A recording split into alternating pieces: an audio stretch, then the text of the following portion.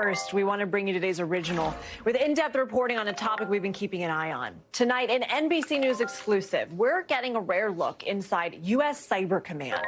Cybercom's mission is to protect against foreign cyber intrusions and to use cyber weapons against adversaries when necessary. Now, one of their former top lawyers reveals just how vulnerable America is when it comes to potential cyber attacks. NBC correspondent Ken Dilanian has the story.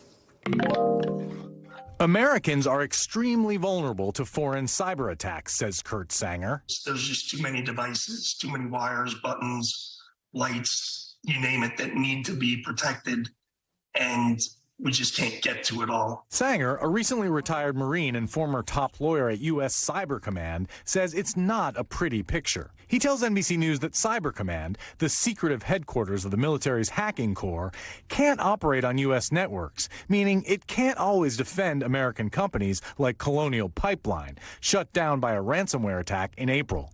There's a lot more that needs to be protected that are connected to these systems that are vital to the American way of life. It sounds like what you're saying is there's really no way to button that up 100%. We're always going to be vulnerable to that.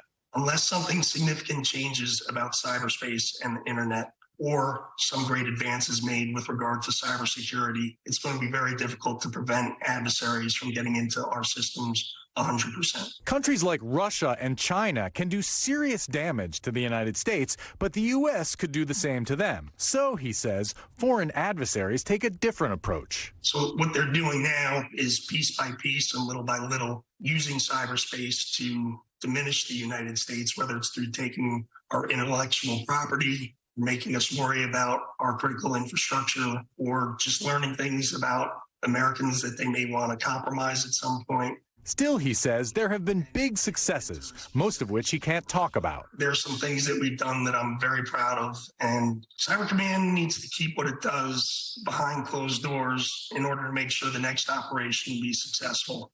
Especially secret is the use of offensive cyber weapons.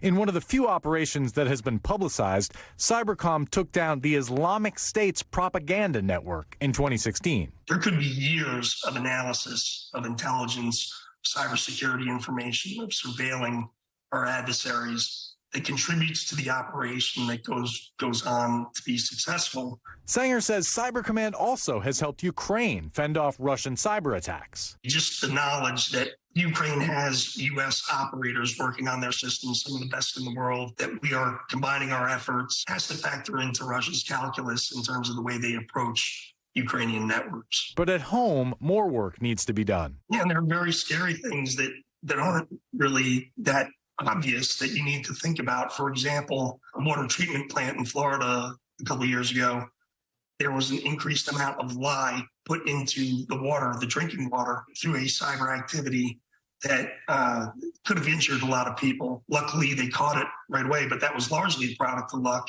Sanger is now off to the private sector, where he will try to defend U.S. networks in a different way. And Ken joins me now. So, Ken, the current Cybercom leaders just shed light, a little light at least, on how they sought to protect the midterms from foreign interference. What'd they tell you?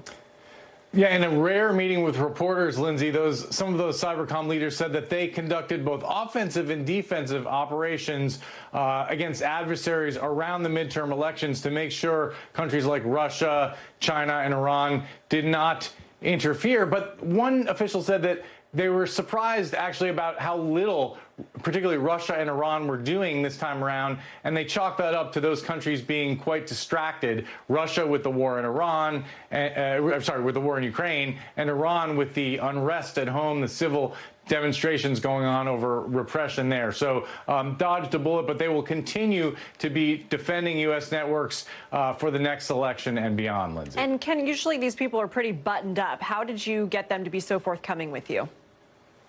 Well, Kurt Sanger, as you saw there, has retired after a long career in the Marine Corps and many years behind the scenes at Cyber Command, and he wants to get the message out because so little is ever discussed about this very secretive unit. He wanted to talk a little bit about what it was like to work there and some of the work that they've done. Obviously, he was very constrained about what exactly he could discuss, Lindsay. Fascinating anyway. Ken, thanks so much.